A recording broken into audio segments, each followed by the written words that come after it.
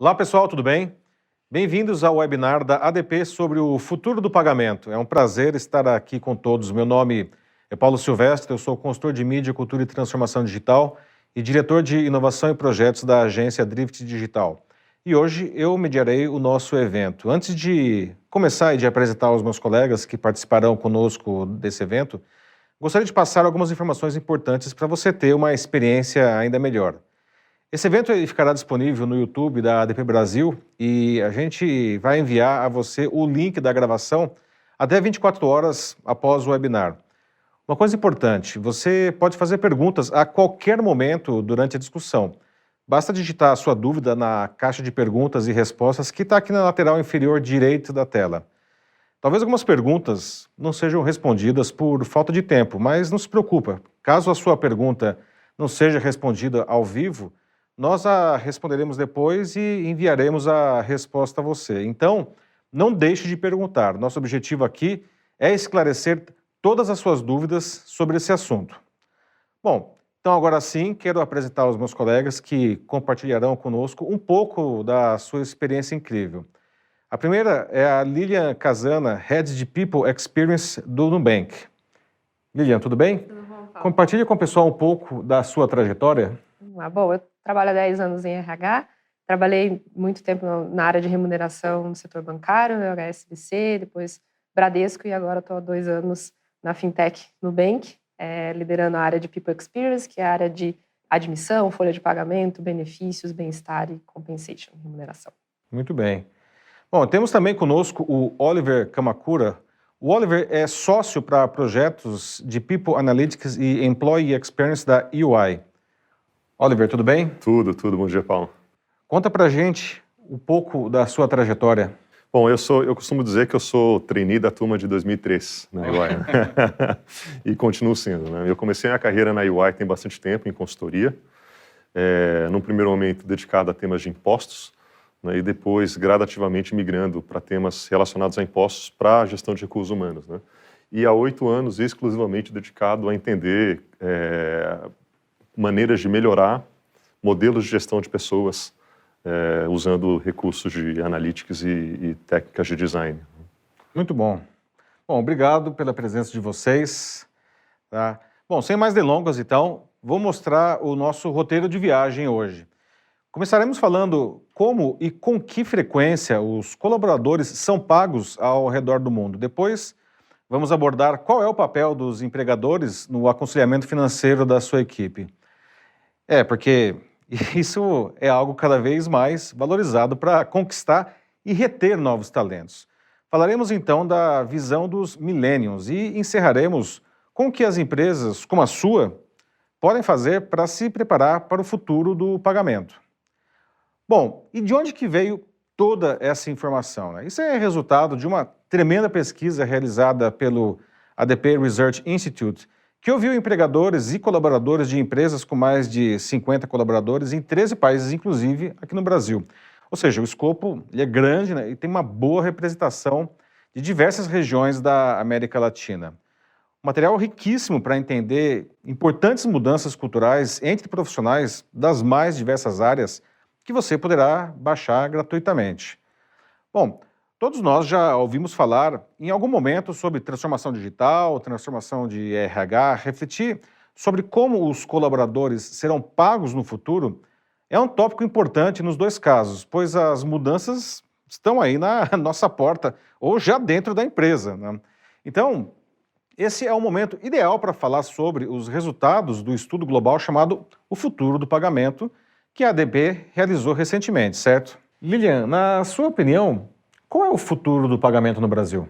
O futuro do pagamento, acho que não só no Brasil, mas também no mundo, né? A gente está vivendo uma transformação digital. Então, os bancos estão mudando, o boom das fintechs também chegou, né? E eu acho que cada vez mais o futuro do pagamento tem um pouco a ver com como a gente pode flexibilizar e facilitar para que o funcionário, né, o colaborador, receba o seu salário, enfim, da forma como ele preferir ou como for melhor para eles. Eu acho que o estudo da ADP, né, que a gente vai discutir um pouco aqui, mostra um pouco sobre as particularidades de cada região do mundo, que tem a ver um pouco também com a questão cultural, né, de cada região.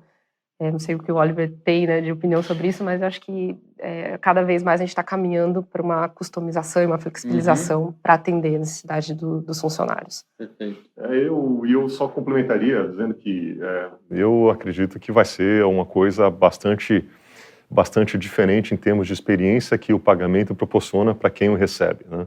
E não só olhando na ponta, sabe, no momento em que o dinheiro que ele cai na conta, ou o que for, que não seja dinheiro, mas que a pessoa recebe, mas também de toda a composição do que é de fato pagamento para aquela pessoa, né? Então, acho que a gente vai ter mudanças assim, interessantes. O conceito de pagamento está mudando. Né? Exato, o conceito de pagamento está mudando. Então, acredito que nesse contexto vão haver bastante mudanças. Eu acho que se a gente olhar a evolução, né, ao longo da história e do tempo, né, de pouco tempo atrás a gente estava pagando funcionários com cheque, né? Cheque, assim, físico. Nominal. Ela recebia um cheque ali, né, pimba. Depois, com os bancos, né, as pessoas iam sacar o dinheiro no banco, né, ou na boca do caixa, uma ordem de pagamento. Então, acho que o momento que a gente vive hoje, né, com essa facilidade de transferência bancária e tudo mais, acho que só tem a melhorar com o surgimento de novas formas de pagamento, novos meios de pagamento, novas moedas, né? Então acho que tem muita coisa aí para acontecer. E se a gente pensar, o cheque não faz muito tempo, ele foi 20 anos atrás, mais ou menos. Ainda existe, mas acho que... Mas ninguém mais recebe um cheque, né? Que o termo contra-cheque, né? Não sei, fica meio... caiu em desuso, não? A maneira como trabalhamos definitivamente está mudando, e isso é rápido, mas eu vejo que o mesmo não acontece com os métodos de pagamento, seguindo isso que a gente está conversando aqui. Oliver, por que existe esse descompasso? Basicamente porque quando você pensa numa perspectiva, por exemplo, do Brasil especificamente, porque o Brasil tem uma série de travas que impedem as empresas de serem tão rápidas quanto é o processo mesmo de inovação, né, de mudança. Então você percebe assim, um aumento de uma pressão, uma pressão crescente para formas diferentes de você executar atividades que são relacionadas a uma relação de trabalho, mas executar de uma forma diferente, mais rápida, mais centrada na experiência, mais tecnológica, mas, por outro lado, uma incapacidade de você, como empresa, responder naquela mesma velocidade, porque você, ainda que queira, tem uma série de travas que você precisa endereçar antes de executar, né? Então, eu acredito que o problema específico do Brasil, na minha perspectiva, tem a ver, sim, com o nível de burocracia que as empresas precisam observar para executar rotinas assim.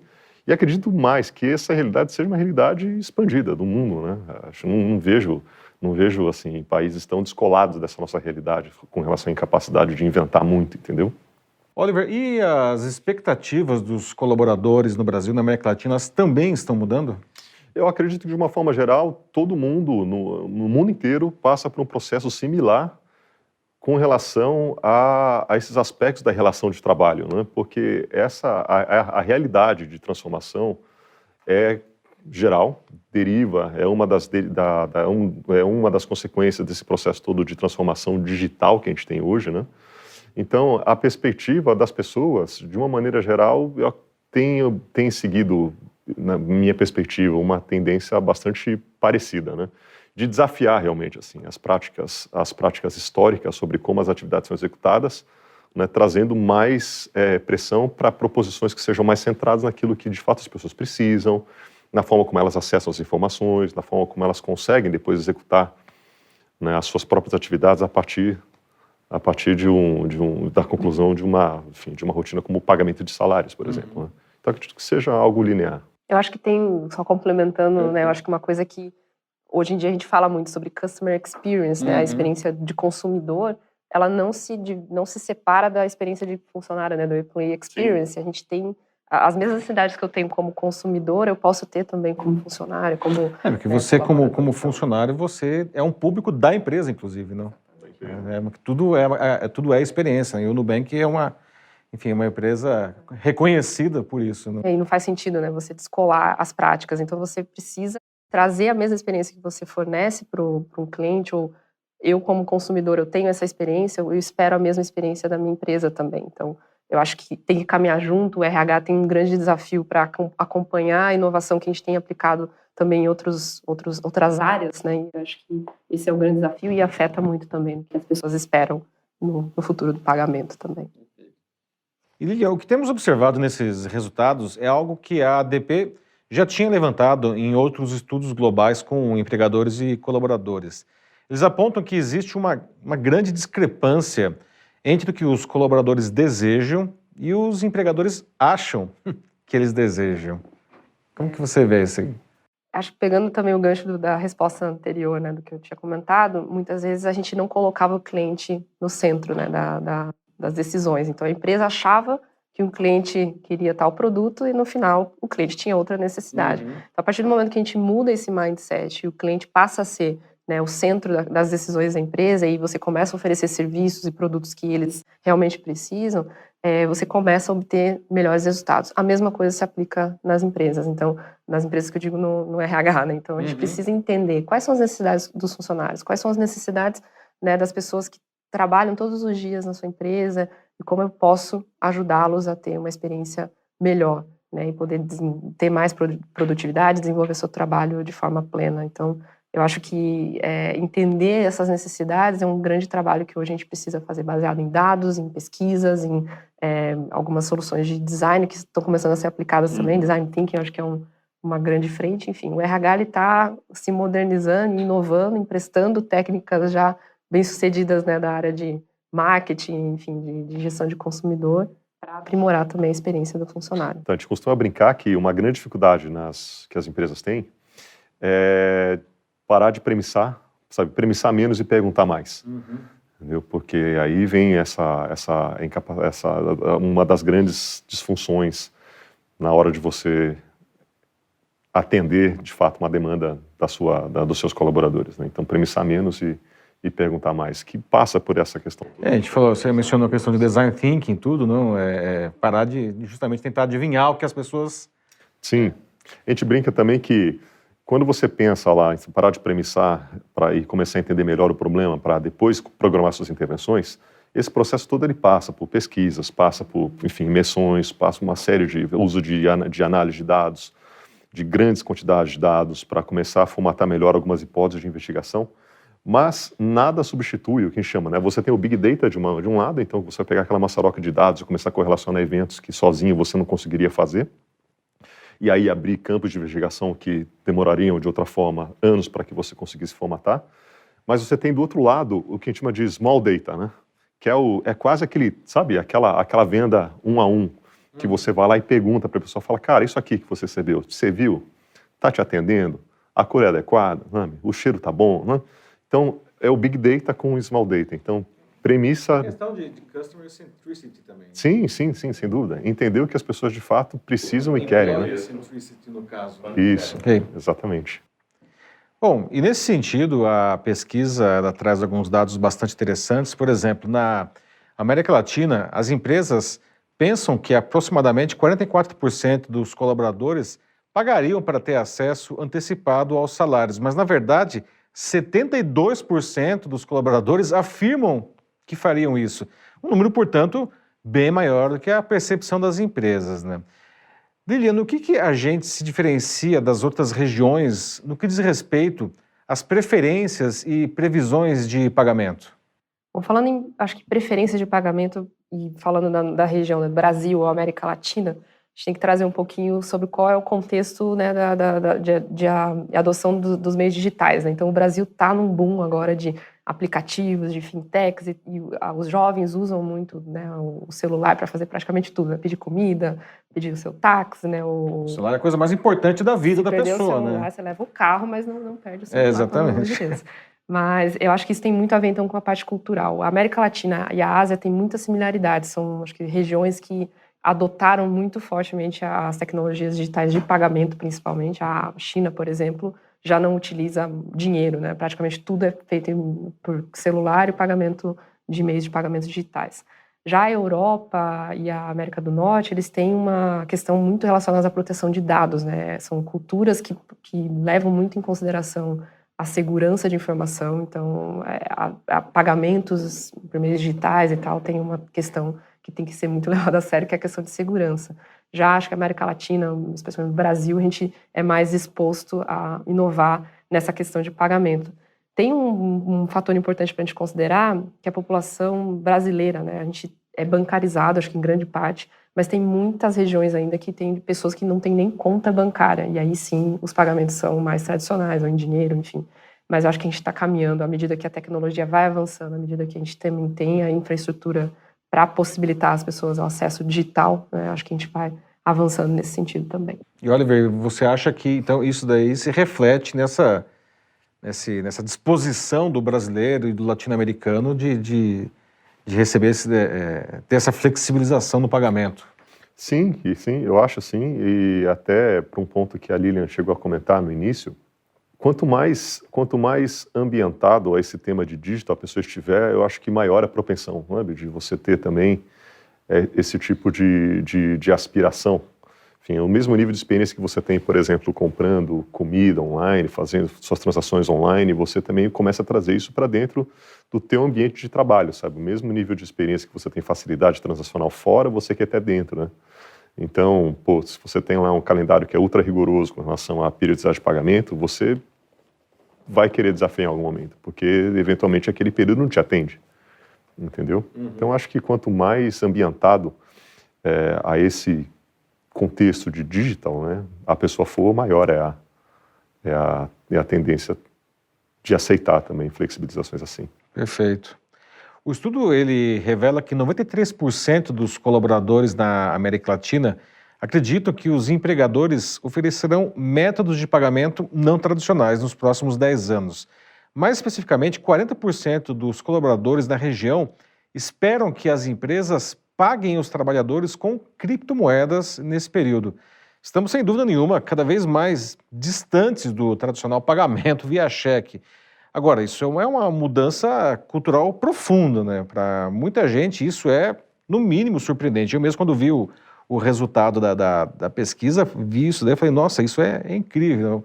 Então, Lilian, o que está por trás dessa predisposição cada vez maior em considerar métodos alternativos de pagamento de salário? Bom, criptomoeda é uma coisa super avançada. Eu acho que também tive a mesma reação, né? Eu acho que é super, né, complexo. Deve ter sido a mesma reação quando mudaram de cheque para agora a gente vai te pagar uma transferência bancária, você vai ter um cartão e você vai fazer a transação por meio de internet banking. Eu acho que é a mesma estranheza que nos causa falar agora de criptomoeda para salário. Mas eu acho que é uma tendência, né? Eu não tenho tanta profundidade para opinar sobre, né, criptomoedas e como isso pode funcionar, mas acho que tem uma série de coisas que as empresas, os sistemas de pagamentos, enfim, precisam se adaptar ou entender, e ao mesmo tempo as pessoas, né, aderirem a esse tipo de moeda, né, como você faz o pagamento dos seus compromissos, enfim, com esse tipo de moeda. Então acho que é uma questão, à medida que vai evoluindo também o sistema, né, financeiro e os tipos de moeda que vão surgindo, também vai ter que evoluir a forma como a gente paga. Mas é interessante, né, Lilian, Oliver, aqui, 93%, ou seja, praticamente todo mundo espera que em uma década exista flexibilização também no formato aí do recebimento, e 40% fale de criptomoedas, que é um assunto super novo, né, que as pessoas não dominam, mas 40%, 4 em cada 10 estão considerando receber pelo menos parte do pagamento por essa forma, não? Eu acredito que isso vai ser, de fato, é uma tendência hoje e isso em algum momento vai acontecer, né? É muito mais, eu acredito, uma questão de como você prepara as empresas e como você prepara todo o ambiente regulatório para que isso seja possível, de fato, né, de ser viabilizado. Mas na prática hoje, assim, eu vejo isso ainda como uma tendência. Eu ainda não tive nenhuma experiência com empresas que estejam usando pagamentos através de criptomoedas, de bitcoins. É um desejo até, né? Sim, é um desejo. Fala, puxa, dá para fazer? Putz, conceitualmente dá. Mas o que é que isso demanda na prática de preparação para a gente começar a executar? Tem uma distância aqui, né? Então eu vejo como uma tendência, mas ainda na prática não vi. E Oliver, você enxerga que os empregadores, eles preveem a mesma adesão a esses métodos de pagamento não tradicionais? Eu vejo que sim, também como uma tendência, mas aí talvez se trouxermos para modelos mais tradicionais, né? Como, por exemplo, flexibilização na forma de pagar, outros instrumentos como, por exemplo, ações, como também parte de uma estratégia de remuneração. Eu vejo que os empregadores, de uma forma geral, têm essa preocupação sobre sofisticar a forma de fazer a composição da estratégia de remuneração para as pessoas, né? E aí, por conta também dessa pressão que as pessoas hoje trazem para as organizações por personalização. Então tradicionalmente o pacote, tradicionalmente lá, assim, lá atrás a pessoa recebia o cheque do salário. Aí evoluiu para cheque mais um pacotinho de benefícios. E aí foi caminhando, assim, com incrementos bem pequenos, sabe, ao longo dos anos. Só que essa receita, de fato, ela não mudou. Ela sofreu pequenos acréscimos, assim, bem incrementais mesmo, mas elas não atendem às particularidades das pessoas que recebem aquele pacote. Então, você receber, por exemplo, você ser beneficiário de uma estratégia de mineração que tenha lá 2, 3 itens apenas, sabe? Talvez não te traga uma mensagem de valor tão positiva, né? Quando você tem lá uma expectativa de que o teu pacote reflita melhor a tua própria necessidade. Então, eu posso trocar, por exemplo, salário por um benefício que eu gostaria de ter e, eventualmente, enfim, tenha lá uma equiparação, uma equivalência de valor, sabe? Eu posso flexibilizar a data de pagamento, eu posso, enfim, trocar dinheiro por ações. Essas questões, elas têm permeado a agenda das organizações de uma forma geral. Então, isso, para mim, reflete uma preocupação para as organizações de tentar entender formas de trabalhar alternativas que possam ser postas em prática rápido, né? Como também, já vindo dessa realidade de pressão por intervenções que sejam mais personalizadas. Hoje, né, Lívia, um ambiente de hiperpersonalização da vida, não? Exatamente. Tudo as pessoas querem cada vez mais do meu jeito e eu quero agora, né? Então você vai ter uma hora que o cara fala, não, agora esse mês eu vou querer receber o meu salário tanto desse jeito, tanto desse jeito. Isso é um tremendo desafio para a empresa no sentido de organizar não só as questões políticas, mas até uma questão de sistema, né? Como que você vai dar esse tipo de flexibilização? Como que você faz a gestão, né? Esse mês é isso, agora é isso. Eu acho que é uma tendência, eu estava até refletindo aqui enquanto o Álvaro estava falando, essa geração, né, o momento que a gente está vivendo agora é bem colocado, de hiperpersonalização. Você escolhe o filme que você quer ver, você assiste a hora que você quer assistir, então você não precisa ficar esperando passar na TV naquele horário X, né? Então, hoje está tudo na palma da mão, no celular, no computador, você escolhe o que você quer. Isso vai se refletindo por uma série de coisas. Você escolhe o que vai comer, escolhe, né, o momento que você vai fazer algumas coisas que você, né, hobbies, enfim, tá tudo ali, fácil. E eu acho que para os pagamentos, talvez neste momento a gente pode começar a pensar em formas flexíveis. Isso já está acontecendo com os benefícios, né? A gente tem várias empresas implementando benefícios flexíveis, onde o funcionário escolhe aquilo que faz mais sentido para ele. Se ele faz muito sentido ter um plano de saúde muito bom, ao invés de ter um vale-refeição, por exemplo, ele pode escolher isso, né, dentro das políticas enfim, legislação que permite isso. Então, acho que essa é a tendência um pouco antes da gente começar a falar em mudanças de formas de pagamento, como criptomoedas. Então, acho que é uma evolução, né? A gente vai começando a observar isso na maioria das empresas. A gente personalizar, flexibilizar a forma como a gente paga, né? E falando de total rewards, né? Não é só salário, a gente fala de um conjunto de coisas que compõem isso. O salário hoje ele é só um componente, né? Componente. E melhorar também, e aí, como na parte final da cadeia do pagamento, de fato, melhorar também a maneira como a pessoa recebe aquela informação relacionada ao pagamento dela, né? Porque, na prática, você observa que as pessoas entendem muito pouco o que tem ali. Entendeu? Quando você pega lá um relatório de contra-cheque, sabe? É gigante, assim, o tanto de itens que são colocados em deduções, acréscimos, decréscimos e tudo mais, né? Então, as pessoas, elas não têm...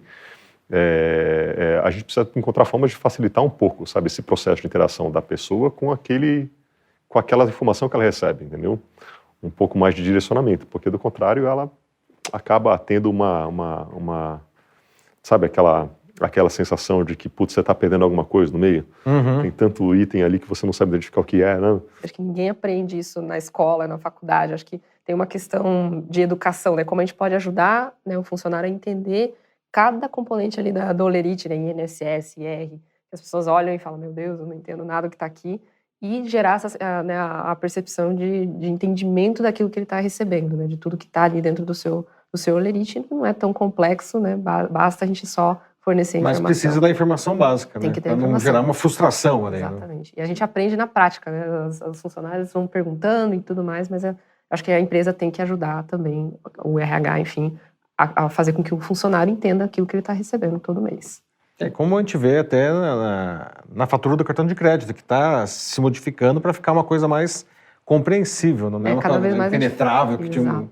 o nome das empresas nem aparecia inteiro, você não sabia nada do que era A gente está aquilo. caminhando, né?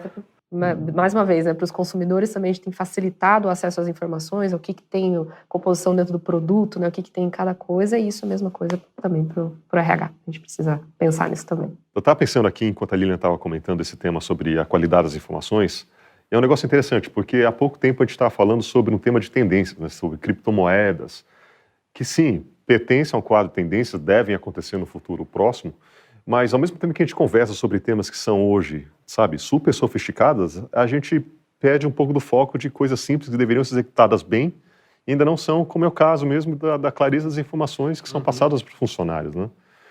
Engraçado que quando a gente vai para projeto e a gente tem a oportunidade de olhar assim a dinâmica sobre como a função de recursos humanos é demandada pela comunidade de uma forma geral,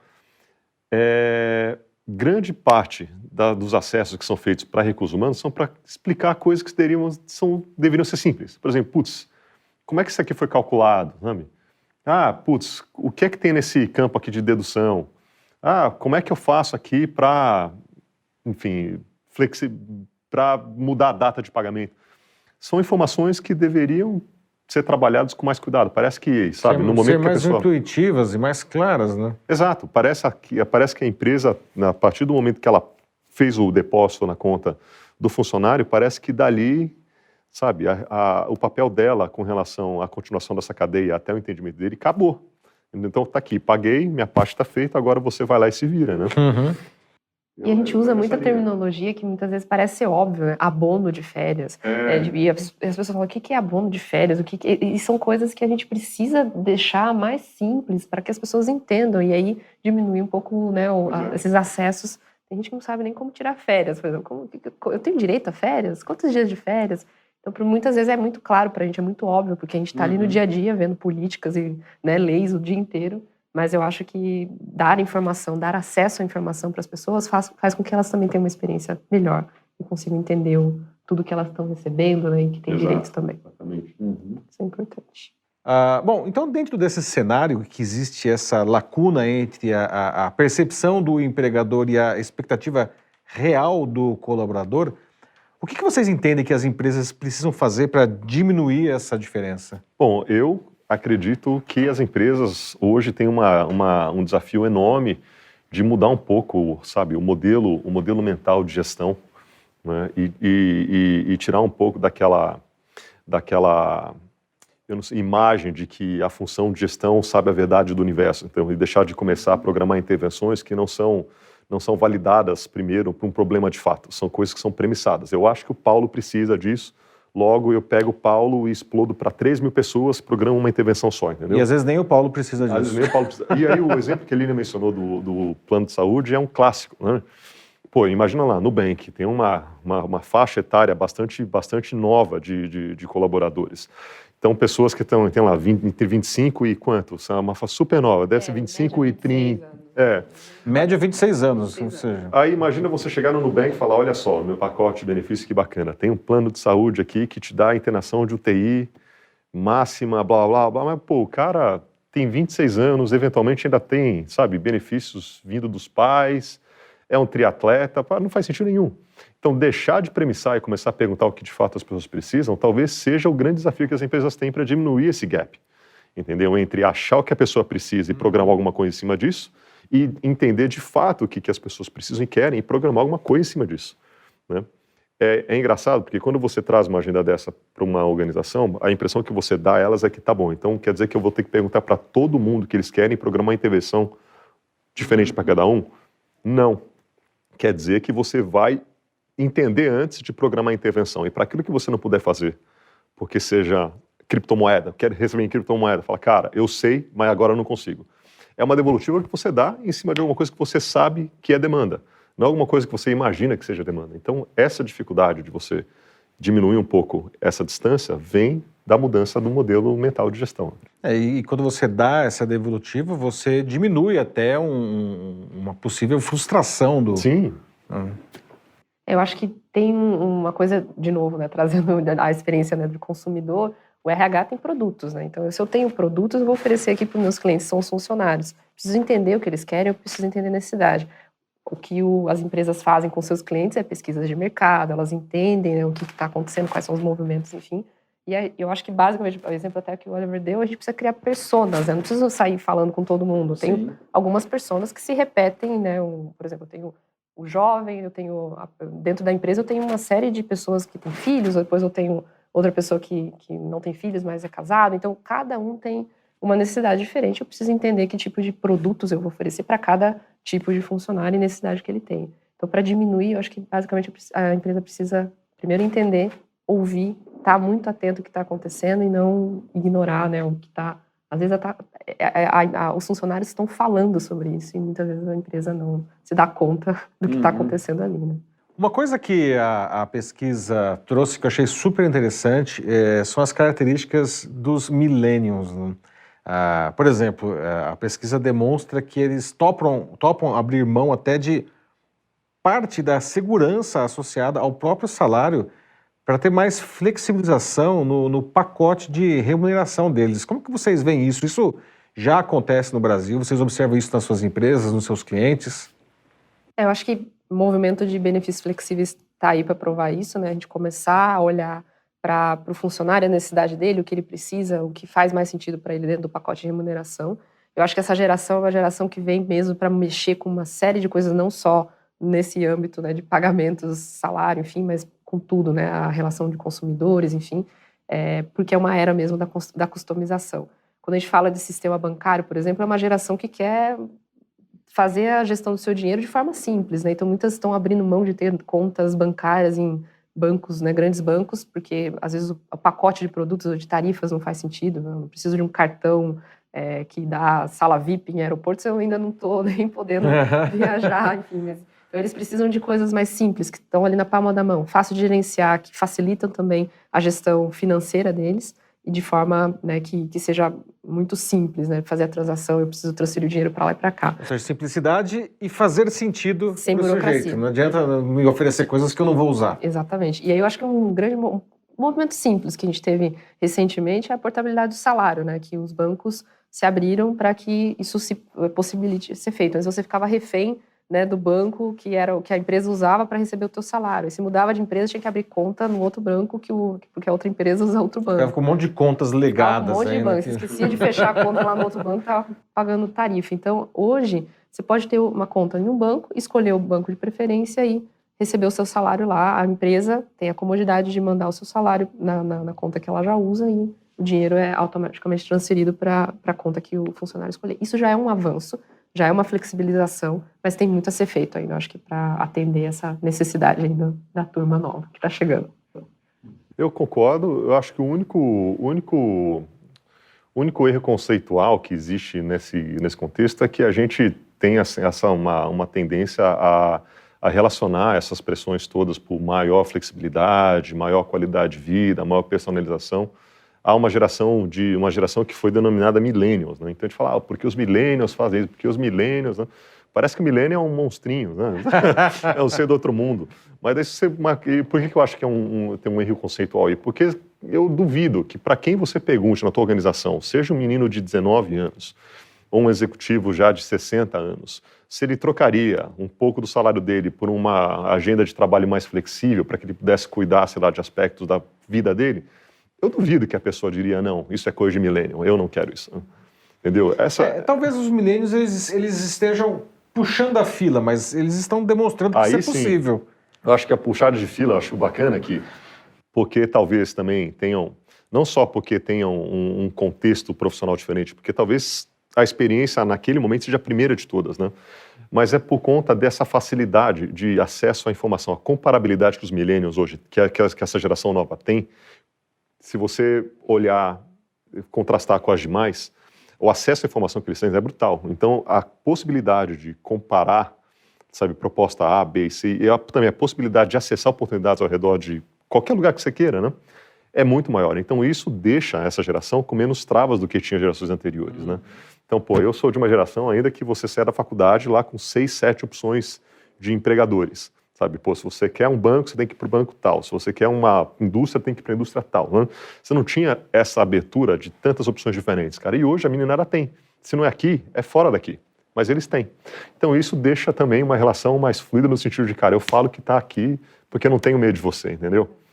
Então essa é uma diferença... É super legal agora. Falando sobre isso, a gente tem alguns portais aí, né, disponíveis na internet que as pessoas entram, postam o seu salário para acessar o salário da outra empresa, o pacote de benefícios e tal. Elas dão nota para as empresas. Então, assim como o consumidor também dá nota para o serviço de uma empresa, os funcionários também têm feito isso em alguns portais especializados nisso. E a informação está lá. Então, não adianta você falar assim, não, eu estou pagando de acordo com o mercado, o meu benefício é competitivo, isso, aquilo, porque ele tem informação, ele sabe que talvez na empresa tal paga isso, porque os próprios funcionários compartilham informações, né? Já vi, a economia colaborativa, ela está em todos os lugares, eu acho que, né, o compartilhamento de informação, o acesso à informação... O critério de reputação, de avaliação chegou ao RH. Ao RH, então está lá e as empresas levam isso em consideração, tem trabalhos fortes e aí surge uma nova área agora de employer branding, né, que trabalha tudo isso, né, esse conceito para que os funcionários, né, sejam os grandes defensores da marca e, né, como empregadores, enfim. Então isso é super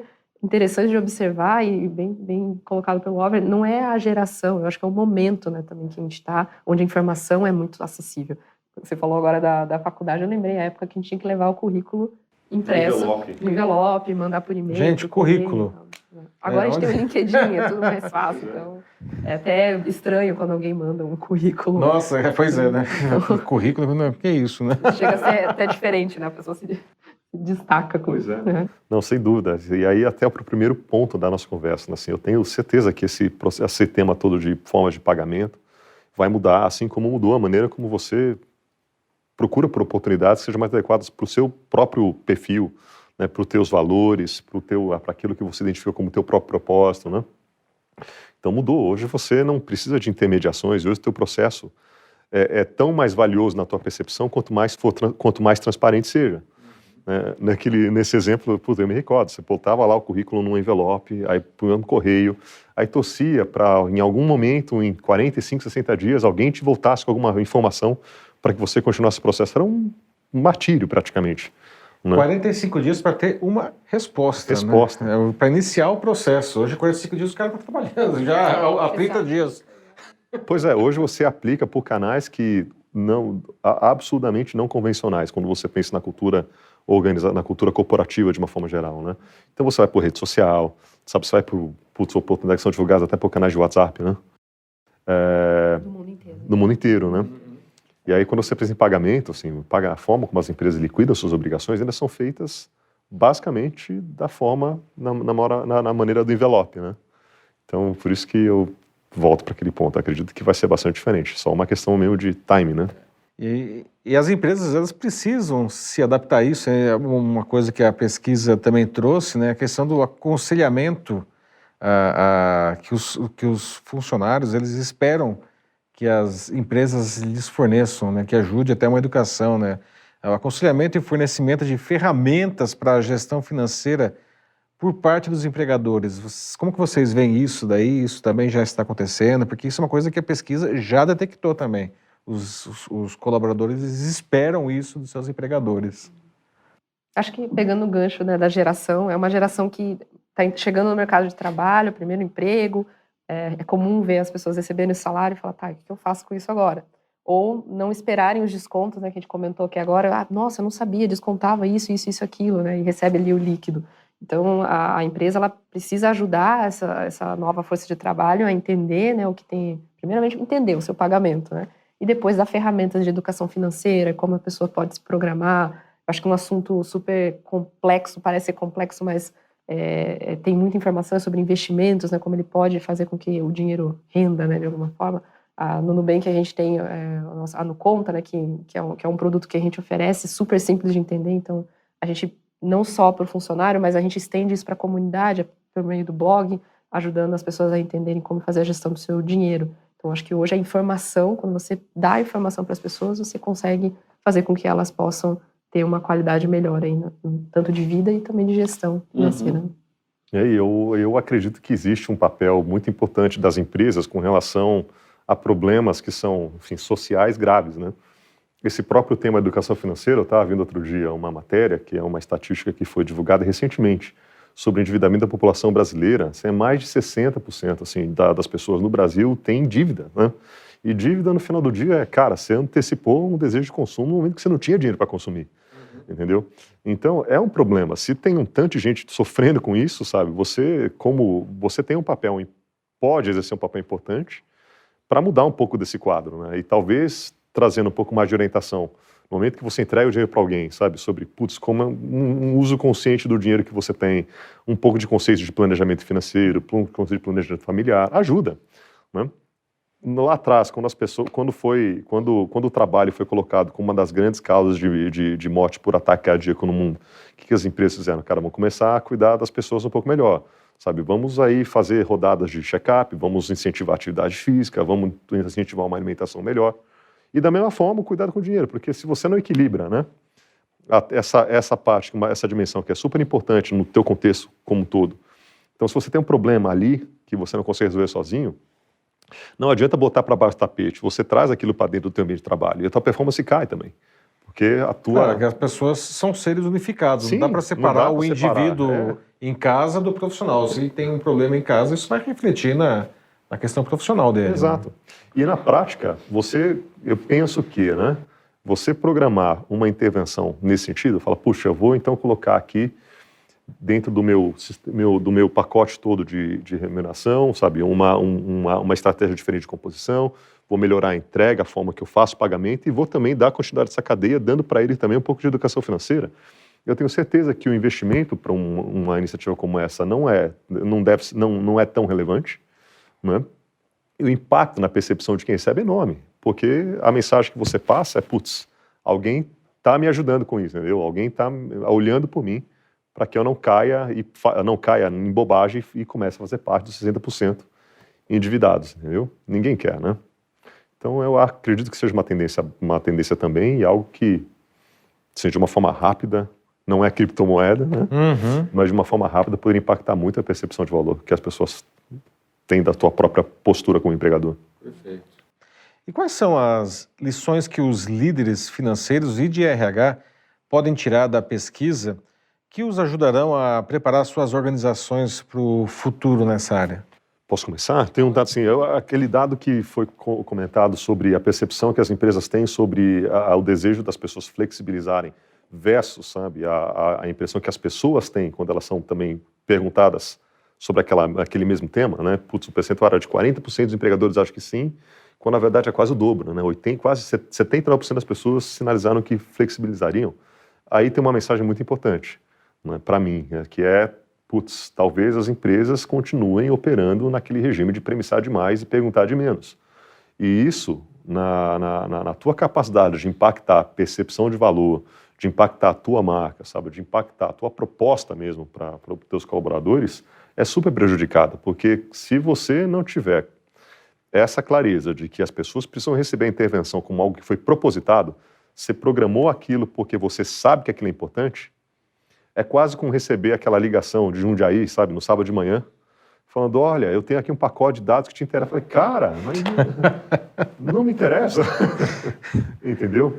Então, eu acho que esse dado é super importante e, para mim, é um dado que me chama muito a atenção, né? Essa discrepância entre o que os empregadores acham que é versus aquilo que os colaboradores disseram que é. Uhum. Então, saber trabalhar esse gap talvez seja aí um dos grandes desafios.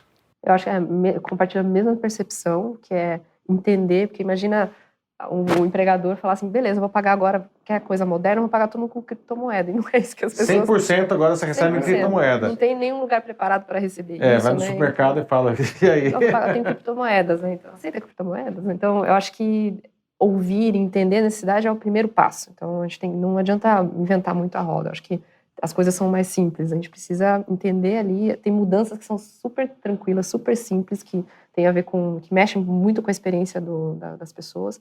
De novo, eu super acho que as áreas que estão voltadas mais para consumidores, né, e clientes, tem muita coisa a ensinar para o RH, porque a gente também lida com clientes internos, a gente tem produtos para oferecer. Então, se a gente começar a aplicar cada vez mais esses conceitos, trazer mais para o nosso dia a dia E não só isso, né? Acho que o RH, ele continua sendo humano, é de humanas, mas ele está indo muito para o campo das exatas. Então, dados começam a ser muito relevantes agora. A área de People Analytics está aí chegando com muita força.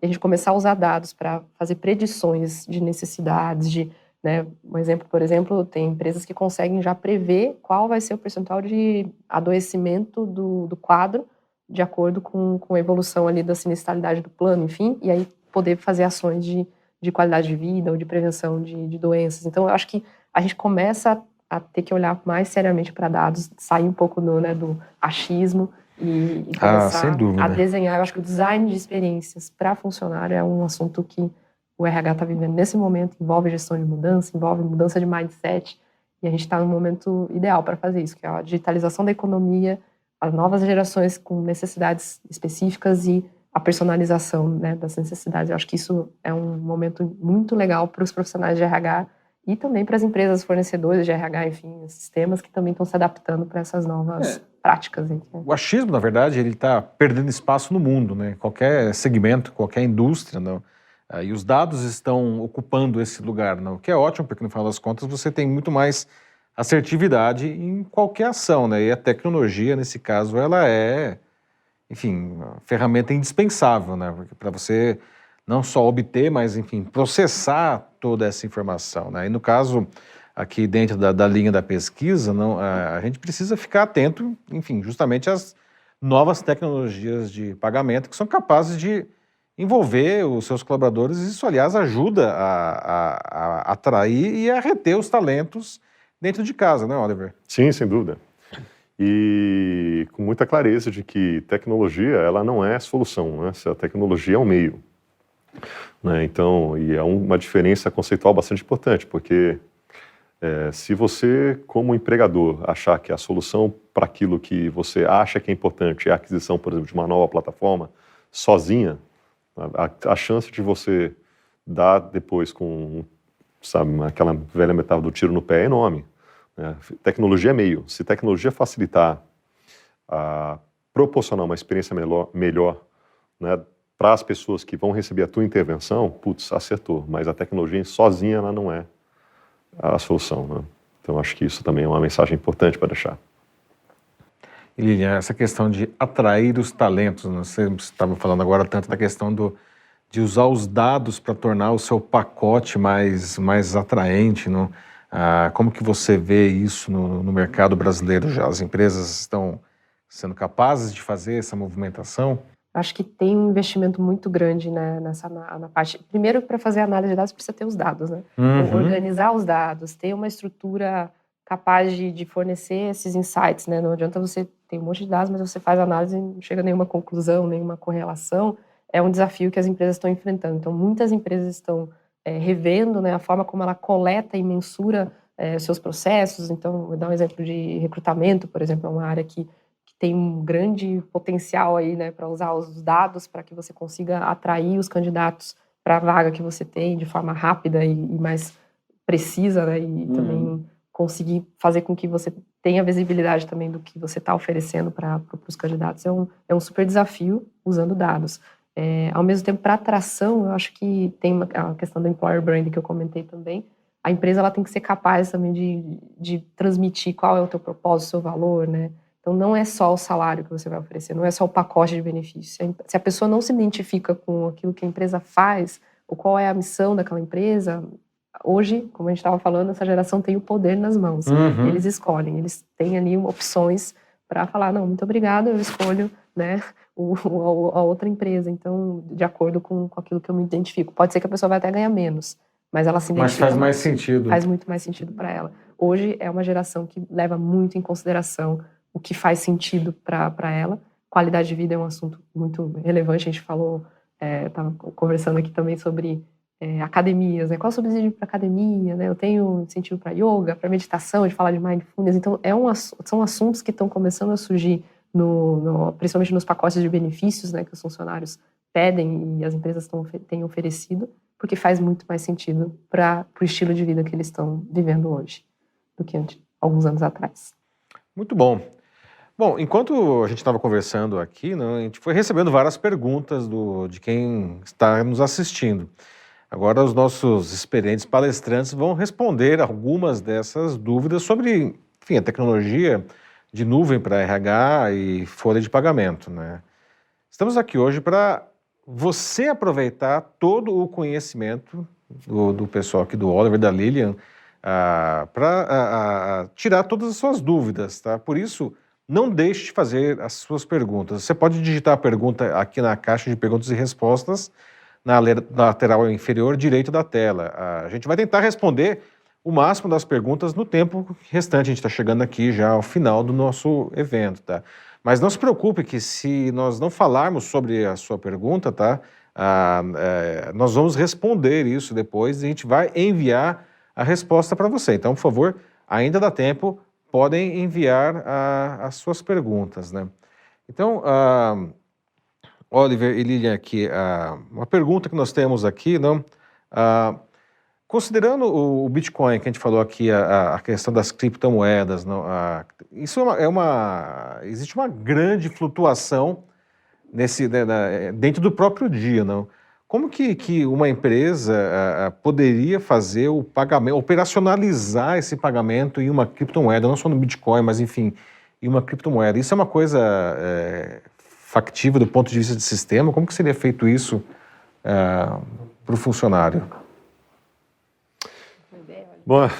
Bom, eu consigo entender o conceito, mas na prática eu ainda não tive oportunidade de experimentar, de conversar ou de conhecer nenhuma empresa que esteja operacionalizando pagamentos, incluindo bitcoins, na estratégia de remuneração, sabe? Eu não sei como, porque não se sabe como liquidar, não se sabe qual país tem jurisdição para eventualmente exigir impostos sobre as criptomoedas recebidas.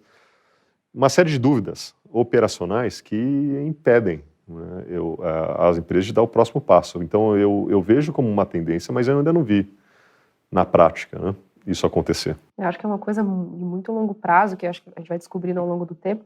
Hoje, trazendo já para hoje, né, a gente tem um desafio de pagamento em multimoedas, né? Então, com empresas que têm sede em vários países, eu pago em reais, em dólar, em libras, né? E já tem esse desafio já quando a gente está falando de dinheiro mesmo, né? E diferentes tipos de moedas e currency. Agora, quando a gente entra em criptomoedas, é um campo super desconhecido ainda e que acho que cabe às empresas, enfim, regulação, enfim, a gente vai ter que tentar descobrir como vai funcionar isso no futuro. Bom, e hoje, aqui na nossa conversa, falamos bastante dessa questão da flexibilização desse desejo, falamos aí de criptomoedas e tudo mais, mas vocês podem compartilhar algum case interessante de empresas que já tenham um pacote inovador e flexível de remuneração, de benefícios? A gente falou muito sobre benefícios flexíveis, né? Mas veio em mente um caso que eu vi recentemente nos Estados Unidos, que a empresa dá a opção para o funcionário para ele escolher como ele vai receber o ajuste salarial dele anual, né? Então, a pessoa pode falar e negociar com o gestor falando, não, eu quero um aumento salarial, me dá 5% de aumento esse ano e o resto eu quero em ações, né? Lógico, tem uma série de critérios por trás, de performance, enfim. E a pessoa pode falar, Mas não. é possível, né? É possível, mas ela pode falar, não, eu quero tudo em dinheiro, eu preciso de dinheiro agora porque eu tenho contas para pagar, é uma opção da pessoa. E com isso, a gente volta para aquele tema de personalização, né, de fazer aquilo que tem mais a ver com a necessidade do funcionário. Ações têm risco, né, então a pessoa que faz essa opção, ela entende o risco que tem, mas ela também entende o quanto de valor pode gerar lá na frente. Pode ser uma pessoa mais preocupada no longo prazo, tá mais preocupada em pagar a faculdade dos filhos, ou aposentadoria, ou comprar uma casa. A pessoa que faz a opção do dinheiro, né, eu quero um aumento 100% do meu salário, ela está preocupada no curto prazo, com as contas que tem para pagar, ou alguma coisa ali, né, imediata. Então, isso é uma tendência, eu acho, né, de você dar essa flexibilização. Lógico, a gestão disso tem que ser super robusta também, mas eu acho que isso é uma coisa que eu vejo como um case que eu observei até interessante a ser estudado, mas é difícil de implementar numa população que muitas vezes não entende o básico, né? A gente estava comentando sobre INSS, da educação, imposto de renda, educação né? financeira aí, né? Um instrumento baseado em ações é super complexo, precisa entender como funciona o mercado de ações e como interpretar tudo isso. Nos Estados Unidos, acho que é uma coisa tão comum que faz parte já do dia a dia deles. Eles entendem as implicações tributárias desse modelo, então já é possível fazer isso. No Brasil, eu vejo um pouco já de travas. Não sei se o Oliver tem um case também.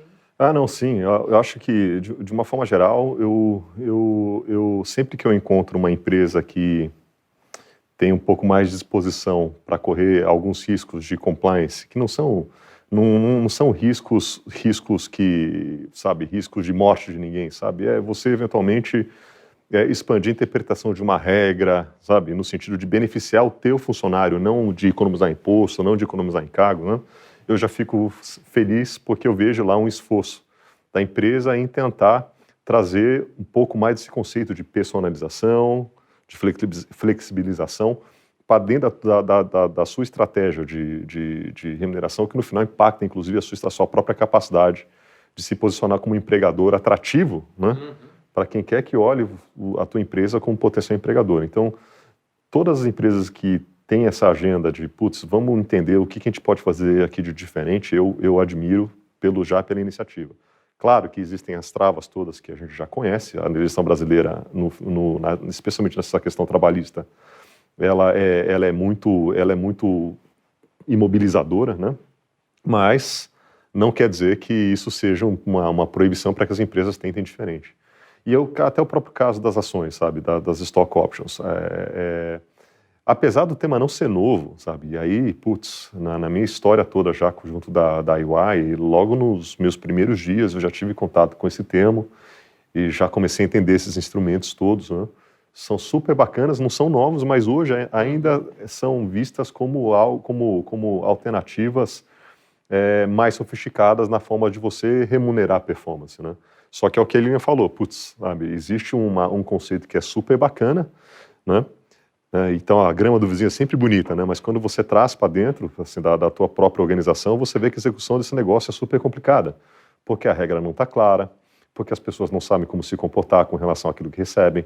Então, como é que você vai falar para uma pessoa assim, se vai receber ações, se ela tem uma ideia de ação como uma coisa absurdamente complexa de gerenciar?